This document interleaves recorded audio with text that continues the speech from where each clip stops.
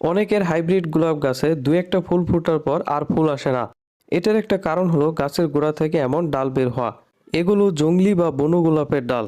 জংলি গোলাপের ডাল চেনার একটি সহজ পদ্ধতি হলো এর পাতায় 60টি পত্র ফলক থাকে, আর হাইব্রিড গোলাপের পাতায় 5টি পত্র ফলক থাকে। হাইব্রিড গোলাপের গাছ থেকে যদি এমন জংলি ডাল বের হয় তাহলে তা কেটে দিতে হবে। অনেকের হাইব্রিড গোলাপ গাছে দুই একটা ফুল ফোটার পর আর ফুল আসে না।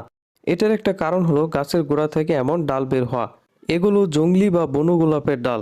জংলি গোলাপের ডাল চেনার একটি সহজ পদ্ধতি হলো এর পাতায় 60টি পত্র ফলক থাকে, আর হাইব্রিড গোলাপের পাতায় 5টি পত্র ফলক থাকে। হাইব্রিড গোলাপের গাছ থেকে যদি এমন জংলি ডাল বের হয় তাহলে তা কেটে দিতে হবে। অনেকের হাইব্রিড গোলাপ গাছে দুই একটা ফুল ফোটার পর আর ফুল আসে না। এটার একটা কারণ হলো গাছের গোড়া থেকে এমন ডাল বের হওয়া। এগুলো জংলি বা বন গোলাপের ডাল।